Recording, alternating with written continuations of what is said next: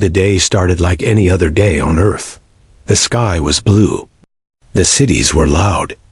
People were busy with work, phones, and small problems. No one was looking up.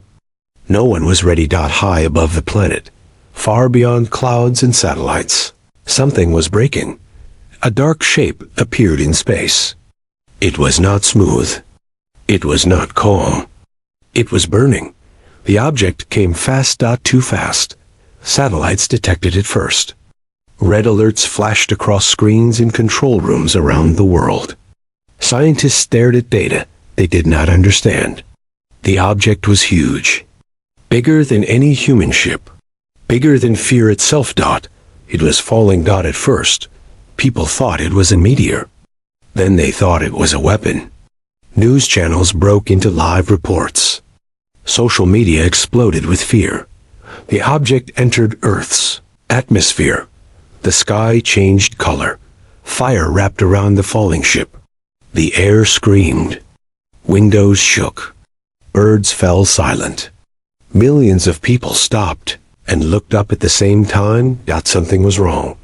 This was not a normal crash. The ship slowed down, fighting gravity like it was wounded, but still alive. It burned brighter, then darker, then brighter again. Parts of it broke away and turned into fireballs. Finally, with a sound like the world cracking open, the ship crashed. The impact shook the ground for miles. In a remote desert, far from cities, a deep scar appeared on the land.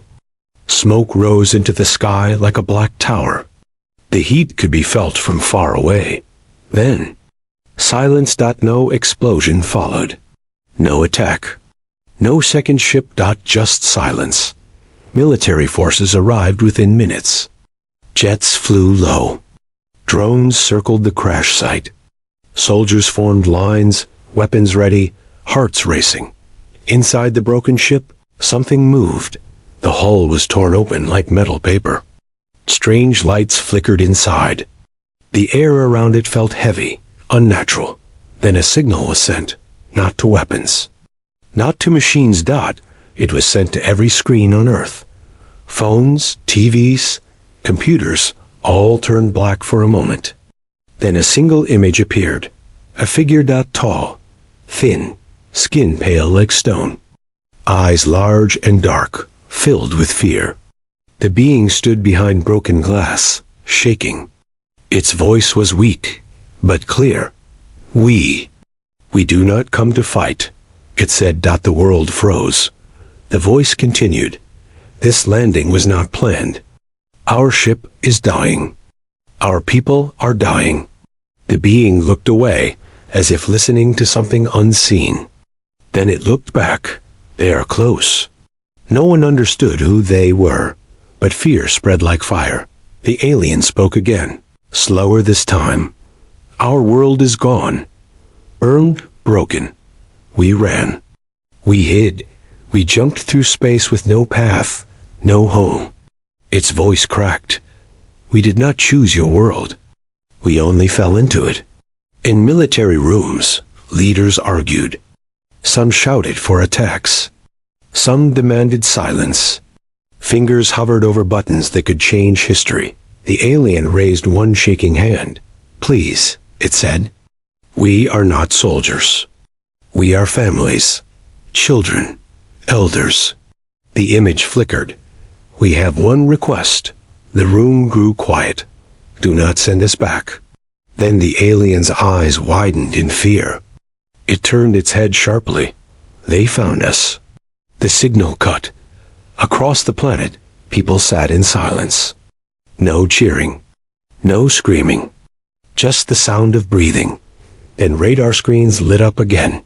New signals. Multiple. Fast. Coming. From deep space. The unknown ship in the desert was not alone. Hours later, the crash site was fully secured. Scientists approached the ship carefully.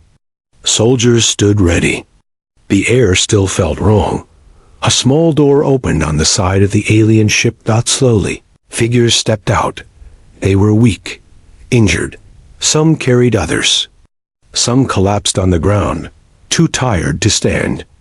They did not raise weapons. They did not run. They knelt. Human soldiers watched in shock. These beings, who came from the stars, were kneeling in the dirt. One human officer stepped forward. He did not aim his weapon. He simply watched. The alien leader looked up at him. "They are called the Hunters," the alien said quietly. "They destroy worlds. They erase anyone who escapes." The officer swallowed. "Why come here?" he asked. The alien answered with tired honesty. "Because your world was not marked. Because your people still fight for each other." The officer said nothing. That night, telescopes across Earth focused on the same dark point in space. And they saw it.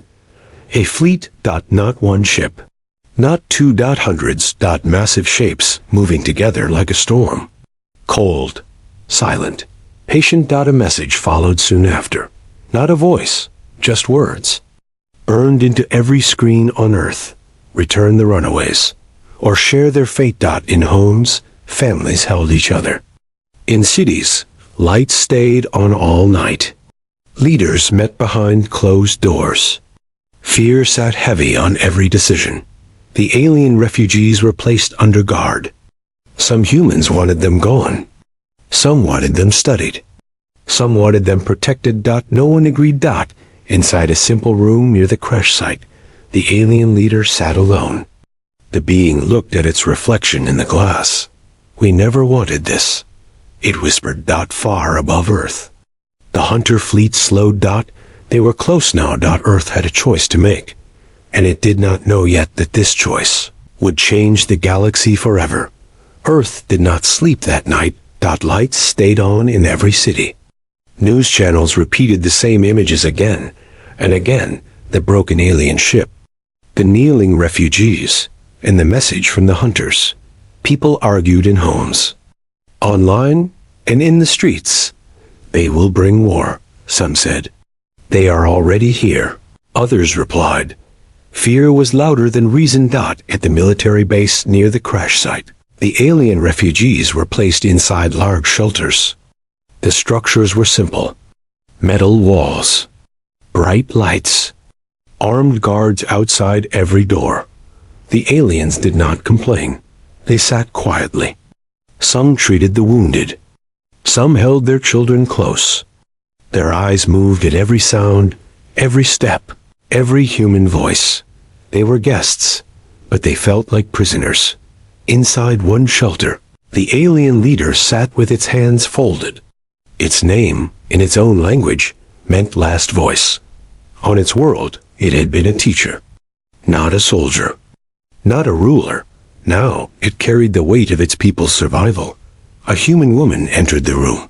She wore no weapon, only a simple uniform and a small device in her hand. Her name was Dr. Elena Carter, a linguist, chosen because she studied how minds tried to understand each other. She stopped a few steps away. "I am not here to hurt you," she said slowly. The alien looked up. Its eyes studied her face, searching for lies. "You speak carefully," it said. "I am afraid," Elena replied honestly. "But I am listening." The alien nodded. "That already makes you different." Outside, generals and leaders watched through glass. Some wanted answers. Some wanted control. Elena sat down. "Why are the hunters after you?" she asked. The alien took a long breath. "They believe survival belongs only to the strong," it said. "Anyone who runs is weak. Anyone who hides must be erased." Elena frowned. "So you ran?" "Yes," the alien said. "Because strength without mercy is just destruction." The words stayed with her. Meanwhile, in the skies above Earth, human defenses activated. Old satellites moved. New weapons were powered on. Systems never tested for real war began to wake up. Earth was preparing, but it was not ready. In a command room, General Marcus Hawley watched the screens. He had seen wars. He had lost people. He trusted instinct more than hope. "These hunters," he said, "what do they want?" A young officer answered, The refugees. Nothing else. Hale leaned back. And why bring a fleet? He asked quietly. No one answered. Back in the shelter, a small alien child stepped forward. It held something small and glowing. Elena looked down. What is that? She asked. A memory stone, the leader said. It holds images from our home. The child placed it gently in Elena's hand. Light spilled out. She saw green skies. Tall cities grown, not built. Laughter. Music made of air and light. Then fire. Ships falling. Screams without sound. Elena's eyes filled with tears. You lost everything? She whispered. The alien nodded. Double quotes. And now, it said softly, we may lose this last place too. Outside the base, protests began. Some humans carried signs that said protect Earth. Others held signs that said, they are like us. The world was splitting. That night, the hunters sent another message. This time, it came with images. Planets turned to ash. Cities erased in seconds. Oceans boiled. Life ended without warning. The message was short. You have one cycle. Choose. 1 day. 20-4 hours. Inside government halls, voices rose. Some demanded surrender. Some demanded attack. Some demanded silence. General Hale stood up. If we give them the refugees, he said, we tell the universe that Earth breaks under pressure. And if we don't? Someone asked. Then we fight something we don't understand, Hale replied. Silence followed. In the shelter, Elena returned. They are giving us 1 day, she told the alien leader. The alien closed its eyes. That is more than they give most worlds. Elena hesitated. If we protect you, she asked, what happens? The alien opened its eyes. Then Earth becomes a target, it said. Marked forever. Elena swallowed. And if we don't? The alien looked at the children behind it. Then we die, it said. And you will still be next. Because fear always grows. The words were calm, certain. That night, General Hale walked alone near the shelters. He watched human soldiers sharing water with alien children. He saw fear on both sides. One soldier removed his helmet and offered it to an alien child. The child laughed. Hal stopped. Realized something then. The hunters had miscalculated. They thought Earth would act like the rest of the galaxy. They were wrong. As the sun rose, Earth stood at the edge of history. Not because it was powerful, but because it had to choose who it wanted to be. And far away, in the dark between stars, the hunters waited. The world was no longer the same. The alien refugees were no longer just strangers. They were a choice, a test. Across Earth, opinions clashed like storms. Some saw the aliens as victims, innocent and scared. Others saw danger, a ticking bomb that could destroy everything. In the great cities, protests roared. Streets flooded with people holding signs, shouting in every language. Protect the refugees, cried one group. Send them back, shouted another. Earth first, said many more. Governments held emergency meetings. Leaders argued behind closed doors. The weight of the decision was crushing. In the United Nations, voices rose and fell like waves. Ambassador Lee of the Pacific Alliance spoke calmly. We must protect the refugees. They escaped death. Isn't that what Earth stands for? Mercy, hope? But Ambassador Kovac of the Northern Coalition slammed the table. Mercy is not weakness. These aliens bring danger. We don't know their enemies or their secrets. What if they betray us? The room grew louder. Arguments spiraled. No one agreed. Meanwhile, soldiers guarded the alien shelters day and night. Some treated the refugees kindly. Others kept their distance, eyes cold and suspicious. One human soldier, Private Jonah Marks, stood near the fence of the largest shelter. He watched the aliens quietly, especially a small girl who liked to draw pictures in the dirt. Jonah had lost his family in a war years ago. He understood fear and loss. He wondered if these aliens felt the same pain. Suddenly, a loud explosion rocked a nearby city. Chaos broke loose.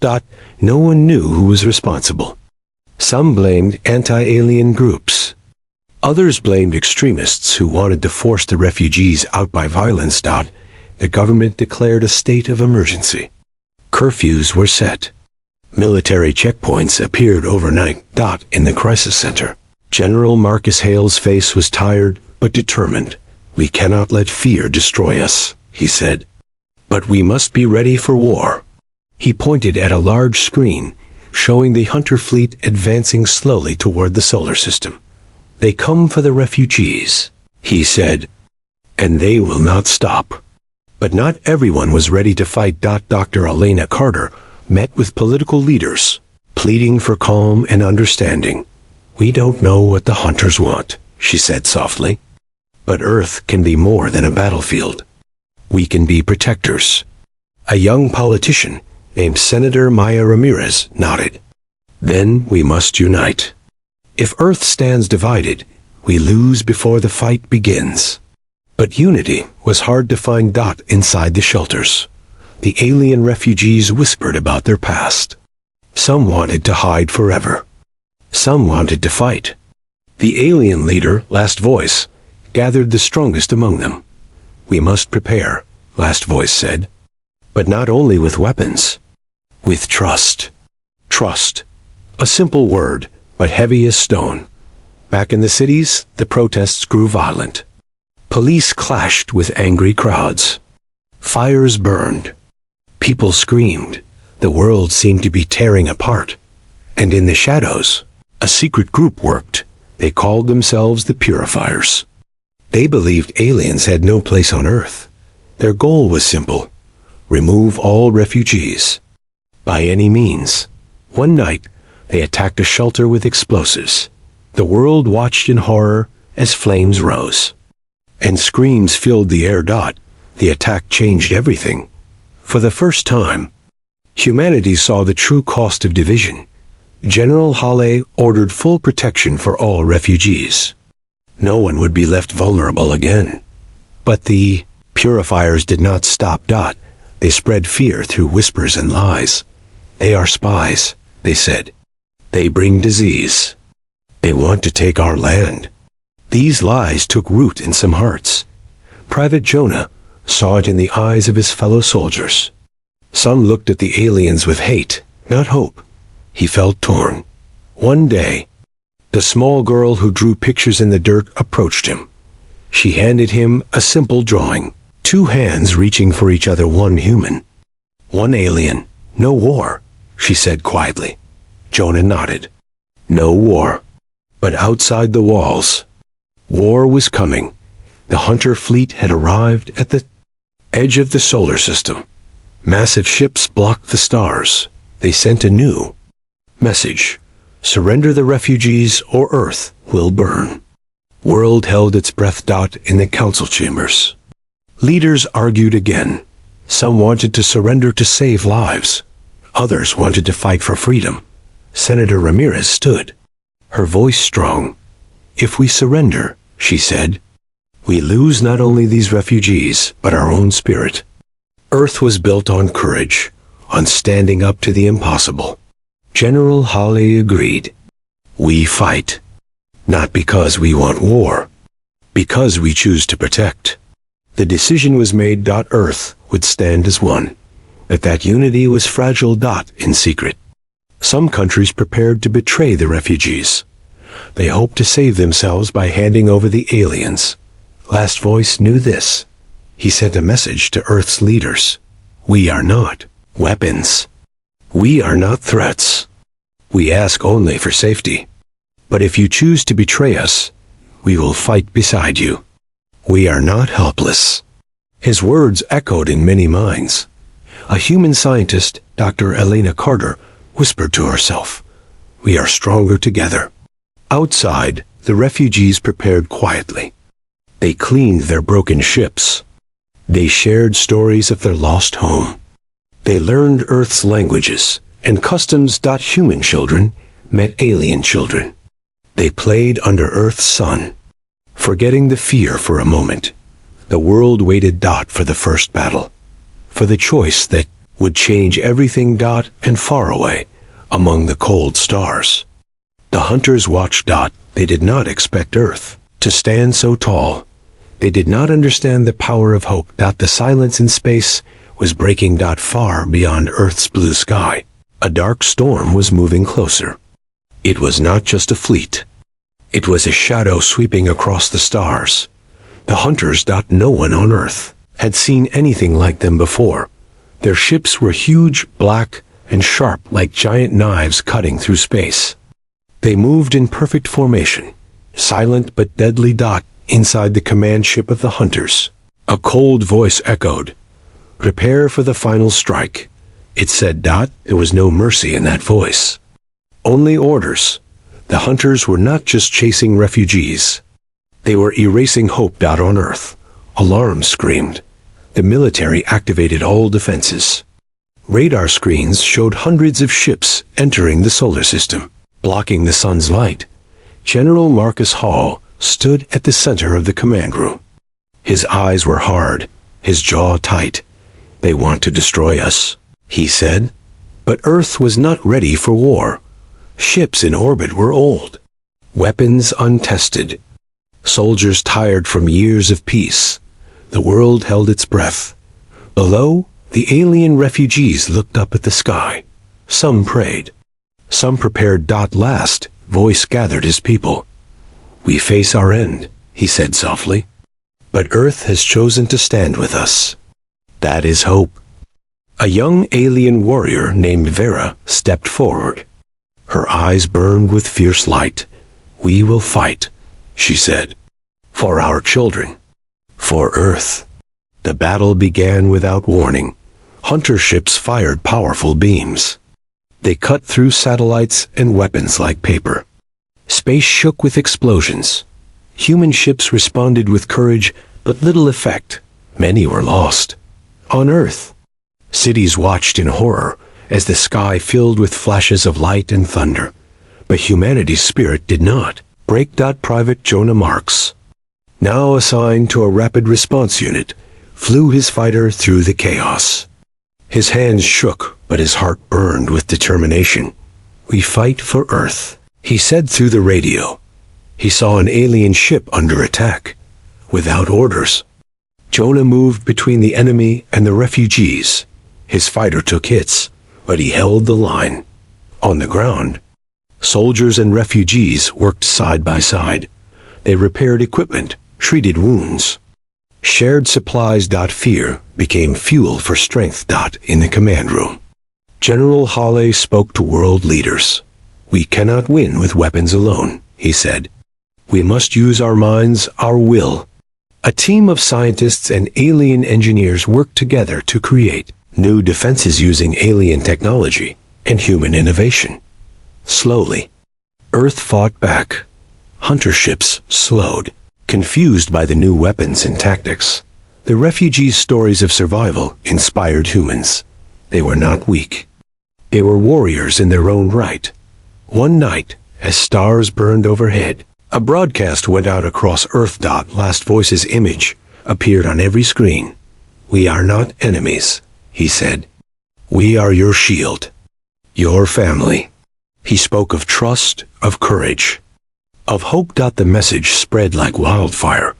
People who once feared the aliens now stood beside them. But the hunters were relentless. They sent a new threat, a shadow fleet. Faster and more brutal. They aimed directly for Earth's surface. The battle was no longer in space. It was coming to Earth. The world prepared for the fight of its life. Children held their parents tight. Soldiers checked their weapons one last time. Private Jonah looked at the small alien girl, who drew in the dirt. "No war," she whispered again. He nodded. "No war." But war was coming, and Earth would meet it not as divided nations, but as one shield humanity and refugees together. The stars above Earth were heavy with fire. The Hunter's shadow fleet had arrived at the edge of the atmosphere. Their ships blotted out the sun like a swarm of black locusts, blocking warmth and hope. The world held its breath. In the command centers below, leaders gathered again. This time, the room was quieter, heavier.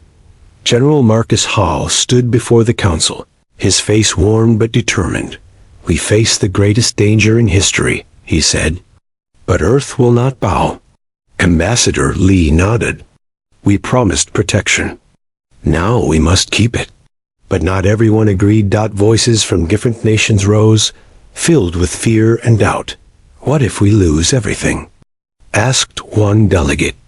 "We risk our people's lives," shouted another. The room split like the world outside, but one voice cut through the noise. Senator Maya Ramirez stood tall. "We are not just defending aliens," she said firmly. "We are defending who we are. Humanity is more than survival. It is courage, mercy, and the will to stand when the world threatens to fall apart." Her words spread through the crowd like a flame. Outside, Earth prepared for war. Factories worked around the clock, building ships, weapons, and shields. Scientists and engineers labored day and night, merging alien technology with human designs. Soldiers trained harder than ever before. They were ready to fight not just for land, but for hope. In the refugee shelters, Last Voice spoke to his people. "We came here by accident," he said. "But now Earth is our home. We fight not only for ourselves, but for all who believe in a future." Vera, the young warrior, sharpened her weapons and checked her gear. Her eyes burned with fierce resolve. "We will protect Earth," she said, "as you protect us." The first attacks came without warning. Hunter ships rained fire down on coastal cities. Buildings crumbled. Roads cracked. People ran for safety, but Earth fought back fiercely. Human and alien pilots flew side by side. Their weapons sang through the sky. Explosions lit up the darkness. Private Jonah Marks led a squadron of fighters. His hands were steady now, his heart strong. He saw an enemy ship targeting a refugee convoy. Without hesitation, Jonah dove into battle. Lasers flashed. Engines roared. The enemy ship exploded in a brilliant fireball. Jonah's radio crackled with cheers. On the ground, soldiers protected vital supply lines. They guarded hospitals, shelters, and families. Amid the chaos, small acts of kindness shone. Bright, a human nurse held an injured alien child's hand. An alien engineer helped repair a damaged human vehicle. Hope was growing, but the Hunters were relentless. They unleashed a massive weapon and energy storm that tore through space toward Earth. Scientists scrambled to respond. They worked tirelessly to build a shield, combining human force fields and alien energy. The shield activated just in time. The storm hit with a roar. But Earth's new defense held strong. A cheer rose from the command centers. For the first time, Earth had stopped the Hunters. But the cost was high. Cities lay in ruins. Thousands were lost. Families were broken. General Halle stood on a hill overlooking a damaged city. Smoke rose into the sky like dark ghosts. He thought of the refugees, the soldiers, the children. "This is just the beginning," he whispered. "But we will not fall."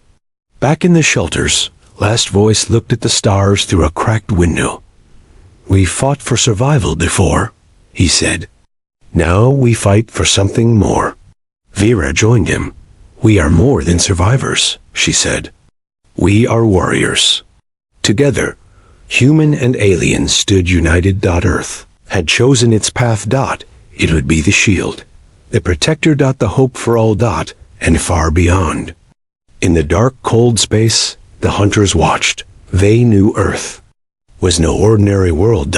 They had met a force. They could not destroy, because Earth was not just a planet. It was humanity's heart. The sky above Earth was filled with fire and thunder. The hunters had pushed deeper into the solar system. Their ships cut through space like sharp shadows, their weapons ready to destroy everything. But Earth was not silent. This was no ordinary battle. It was a fight for survival, for hope, for the future. General Marcus Haile stood in the command center, eyes fixed on the screens.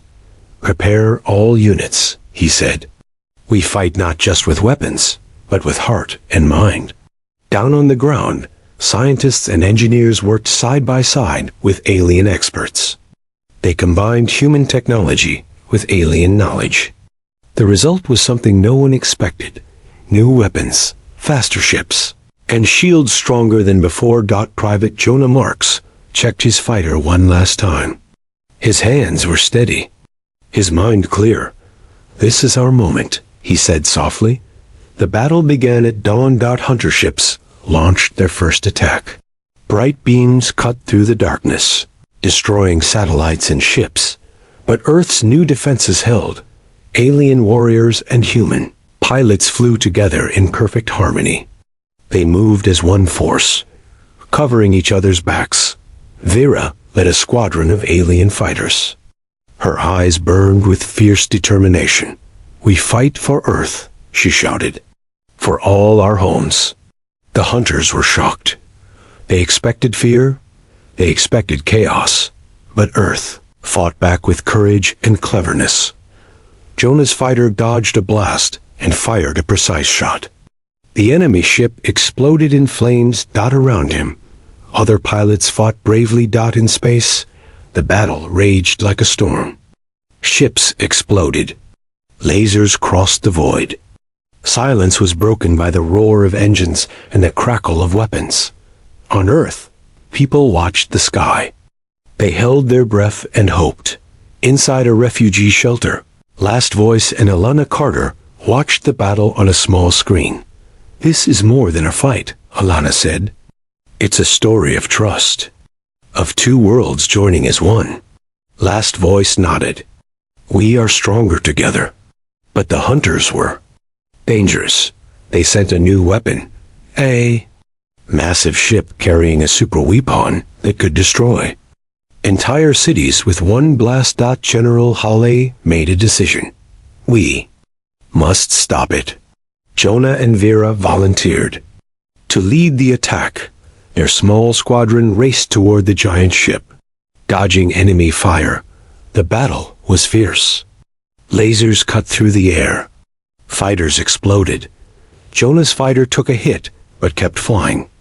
Vera's ship maneuvered quickly, firing at weak points. Together, they reached the superweapon. With one final strike. They destroyed it. The explosion lit the sky like a new sun. Cheers rang out in the command center. Earth had won this battle, but the war was not over. The hunters retreated, leaving behind broken ships and silence. For the first time, Earth's people felt hope. They had faced the impossible and survived. Private Jonah looked at the stars, thinking of the future. "This is just the beginning," he said. Vera smiled. "We fight for all who dream of peace." Together, human and alien stood strong.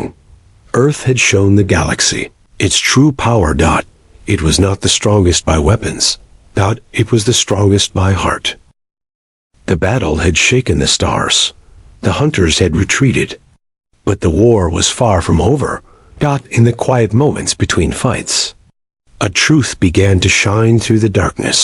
A truth even the refugees had not fully seen.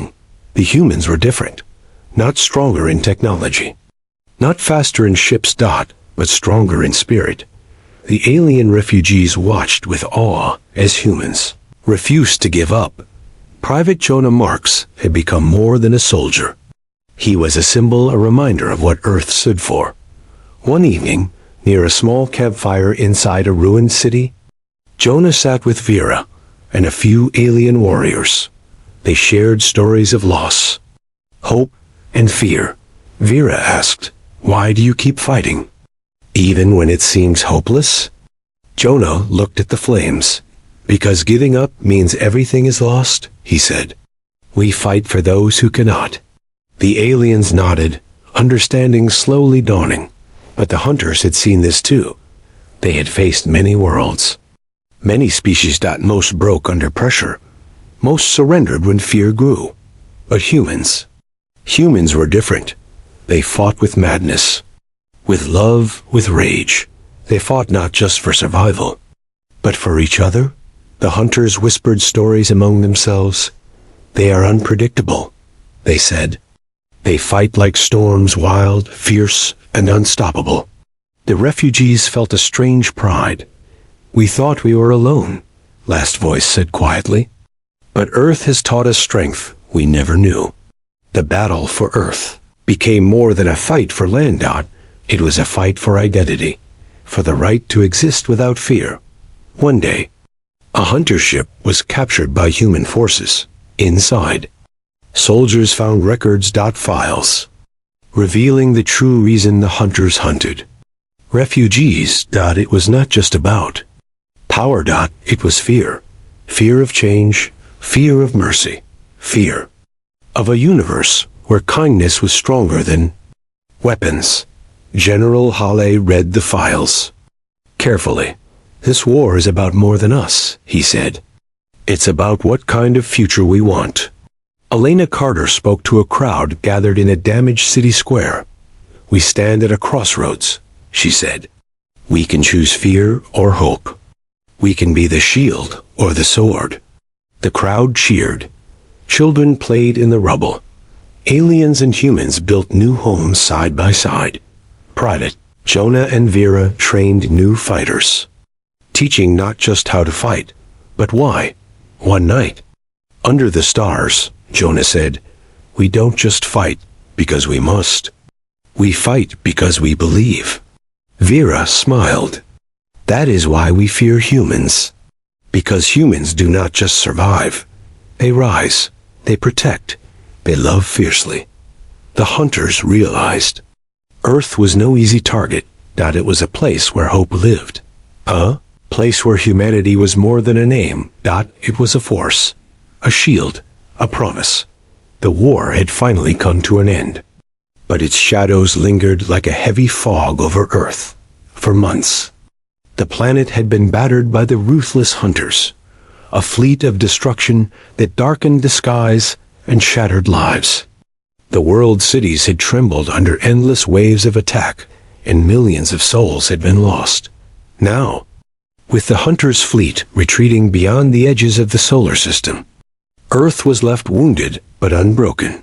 From space, Earth looked like a fragile blue marble, marked by scars and fires, but beneath its surface, a new strength was growing, one born of unity, hope, and the courage to protect what mattered most. Rebuilding from the ashes, the morning sun rose over a planet that was forever changed. Where skyscrapers once gleamed, rubble now lay silent. Streets were cracked, bridges broken, and neighborhoods empty. The aftermath of war was stark and painful. But the people of Earth, humans and alien refugees alike, moved forward, together. They cleared debris, rebuilt homes, and planted trees where bombs had fallen. Hospitals tended the wounded regardless of origin. Schools reopened, filled with the laughter of children from two worlds, learning side by side. The air was thick with dust, sweat, and determination. In every city, villages and settlement, there was a shared understanding. This was more than reconstruction. This was rebirth. A new council for a new world deep within the rebuilt halls of the United Earth Council. Representatives from every nation and every alien faction gathered for the most important meeting in generations. The room buzzed with quiet energy as General Marcus Hall stood to address the assembly. "We have survived what many thought impossible," he began, voice steady but full of emotion. "But survival is only the first step. Now We must build a future worthy of the sacrifices made. He looked around the room, meeting the eyes of humans and aliens alike. We must stand united, not as separate peoples, but as one family. Our strength is in our unity. Senator Maya Ramirez stepped forward next, her voice ringing clear through the chamber. Earth has become more than a home, she said. It is a shield for those who cannot protect themselves. A symbol of mercy, courage, and hope. She gestured toward Last Voice. The alien leader who had arrived as a refugee, but now stood as a partner in the planet's future. Our choice to protect the refugees changed the course of history, Last Voice said. Voice steady despite the weight of the past. Together, we have shown the galaxy that kindness is strength. That survival without mercy is not victory. The chamber erupted in applause, a promise made clear in the hearts of all who stood there. The children of two worlds outside the council halls. The planet pulsed with life. Children ran through streets rebuilt from ashes, their laughter weaving between human and alien languages. They shared games, stories, and dreams that blended their two cultures. Some played with old human toys, while others introduced new alien inventions, glowing stones that floated, simple machines that hummed with light. Teachers worked tirelessly to create classrooms where both species could learn from one another, teaching history, language, and hope. In parks once scarred by war, new trees grew tall and strong, their roots symbolizing the deep connection forming between Earth's inhabitants. One afternoon, Private Jonah Marks sat on a bench watching a group of children, human and alien, draw pictures together in the dirt. The drawings told stories of distant stars, broken homes, and new beginnings. Jonah smiled softly. For the first time in years, he felt something stronger than fear. He felt hope. Science and discovery. A new dawn in labs across the world. Scientists and engineers collaborated as never before. Human ingenuity and alien technology intertwined to unlock new possibilities. Doctors developed medicines that healed wounds faster. Some even reversing scars left by battle. Engineers harnessed alien energy to power entire cities with clean, limitless power. Space programs, once focused on exploration alone, now aimed to connect worlds. Together, they designed ships that could travel farther and faster, carrying messages of peace across the galaxy. Elena Carter, the linguist who had bridged two worlds with words, stood at the forefront of these efforts. In her quiet office, filled with alien artifacts and human books, she often reflected on the journey. Together, she whispered, we can build a future no one could have imagined. The legacy of war, healing wounds despite the hope. The scars of war could not be ignored. Everywhere, there were reminders of what had been lost. Graveyards filled with names in both human and alien scripts stood silent in memorial. Counselors and healers worked around the clock, helping survivors overcome trauma, the invisible wounds of fear, loss, and loneliness. Some communities struggled with mistrust. Old fears whispered in corners, threatening to undo progress. But leaders, soldiers, and families stood firm. They knew peace was not simply the absence of war. It was a constant choice, a promise renewed every day, a message to the galaxy far beyond Earth. In the depths of space, word of the planet's courage traveled. Planets once ruled by fear and silence began to listen. They sent envoys and messages, eager to learn about the world that had stood against destruction and chosen mercy. Instead, the United Earth Council released a broadcast that reached every corner of the galaxy. Last Voices. Face appeared on every screen. We are many species, one family, he said. Earth is a safe world, a place of hope for those who seek refuge, courage for those who fight for peace. The message was simple but powerful. The universe needed to know that kindness was not weakness. The hunters, retreat and reflection. The hunters had disappeared into the dark reaches of space. Their great fleet was broken, their will shaken. They had underestimated Earth. They had thought fear and destruction would conquer easily. Instead, they found a world united by something stronger than weapons. Heart. In secret council chambers, their leaders debated. Some saw Earth's unity as a threat, a new power that might challenge their dominion. Others feared it was a sign of change, that the old ways of fear and control were ending. For the first time, the hunters questioned their own place in the galaxy. A new era begins on Earth. Life moved forward. New cities rose from ruins. People planted gardens where bombs once fell. Humans and aliens built homes together, sharing meals and stories beneath the same sun. Private Jonah Marks became a teacher, sharing lessons of courage and hope with the next generation. Vera, the fierce alien warrior, trained new defenders, warriors who would protect Earth's peace for years to come. Last, Voice worked with leaders to ensure the refugees were fully integrated into society, no longer guests, but family. And Senator Maya Ramirez continued to fight for justice and unity, reminding all that Earth's strength was in its diversity. The promise of Earth. One quiet night, beneath a sky full of stars, a small group gathered in a field. Last Voice looked up and spoke softly. Earth is no longer just a place to live. He paused, his voice filled with wonder. It is a promise to the lost, a promise